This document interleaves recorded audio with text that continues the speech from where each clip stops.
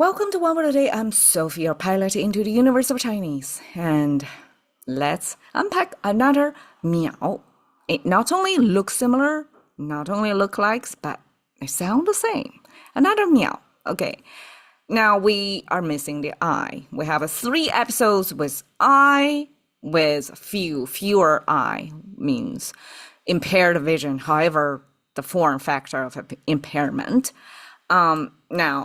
We now only have fewer on the right and the crop on the left. Together, fewer crop. What does that mean? Like, it almost sounds like a curse to agrarian society. Who would want to have fewer crop? It's definitely not something anybody wish their tribe for. Miǎo in this character actually in the end, by our time, means second, but it started the journey from the tiny bits of the tip of the crop, the little hairy thing growing on the grain. So the grain stalk was within the husk, and then it's kind of wrapped with this long, thin, spiky thing. I'm not sure if many of us had the opportunity to have a close-up view of how, let's say, rice or wheat were growing. But we described this fewer. Doesn't mean you have the overall crop fewer, like reduce of production. No. Fewer here means the tiny bits parts. This fewer means I guess in this case,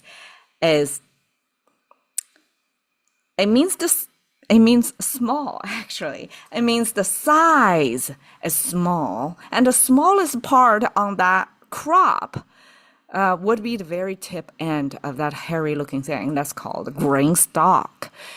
Okay, so why then it becomes second? So how small it is from thin thread, right? It's a silk thread weaving into that infinity shape. Now here we find another thing that's visibly small, thready to us, which is that hairy part on the crop, next to the husk, I guess. And that we use nature, this observed small scale thin thing in nature. At the beginning, it described the space that is small. But eventually, we have another character that get rid of this slant top. That slant top gave it the weighing, drooping, ripening grains on top of the stalk that kind of drag it down. It's like a ripe crop. Versus without this top, it simply means a plant, some wood thing there. And then when we have this small, kind of a minute wood, that actually means the end, the very tip of the top of the branch, of the tip of the top of the branch, something like that. So that one only means the very end of things. Versus this one, it adopts the sense of time. And I'm thinking probably because crops takes time to grow. So Chinese use this weighted crop imagery, kind of a double down on this drapey to mean future. It's like incoming crop. So apparently in ancient times, our sense of time, the flow of time, is tied with the crop growing cycle. That's like a visible time marker. So instead of using like finishing, I guess, because 90+% of the population were doing farm work. So this using crop to mean something abstract, that's the sense of time is a human construct, right? So to use what everybody knows to mean man-made concept. That's a good pairing. And a crop, as most people are familiar with how crops look, right? So this small tip, tiny hairy part of the crop visually can make sense, but also this takes time to grow. So that's tied with the temporal sense of how small it is. So what's the smallest temporal sense in our today's world? It would be second. So that's the long line of thinking of this miǎo, that's crop. Tiny bit part of this crop becomes the second. Most common use, 争分夺秒. Well, I hear this so much, nagging by my teachers. When I grew up, of course, China's like national exam, kind of China's SAT, and it was a big deal. And I guess how much teachers were rewarded was tied with how many students go to good university, something like that. So this nagging of max out your time so that you spend every single minute and second on preparing for the national exam, that became like the theme song of my high school. Okay, it's very boring. 争分夺秒, 争 like tug war, like fight for it. And 夺 is not yours, but you grab it. So fight, the 分 means minute, which is cutting something in half. And Chinese use that separation sense, which is like cutting meat mostly. It's a butchering motion. Use that to transfer to time. It becomes minute.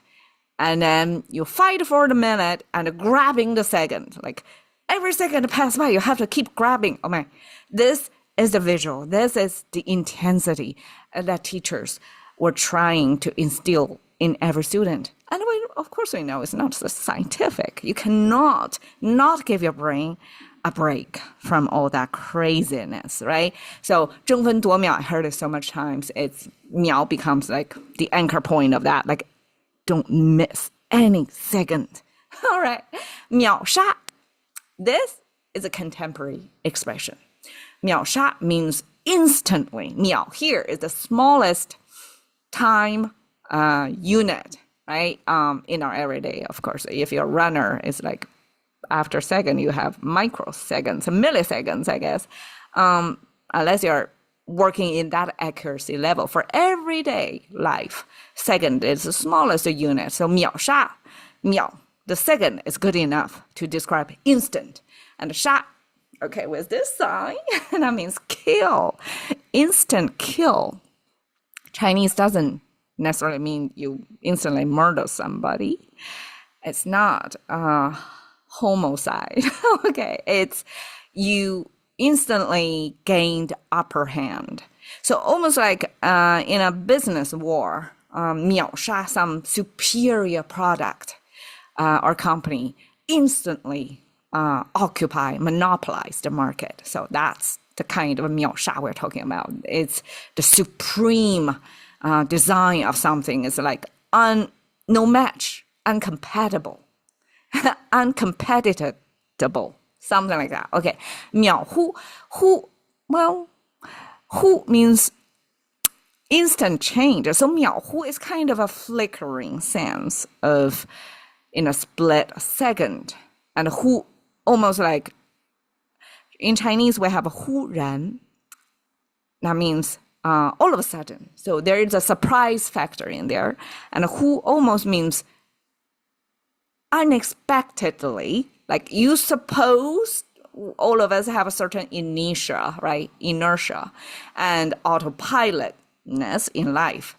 And then who gave you the sense of, ooh, it's a different direction. All of a sudden you have to encounter some G-force so that you can change direction.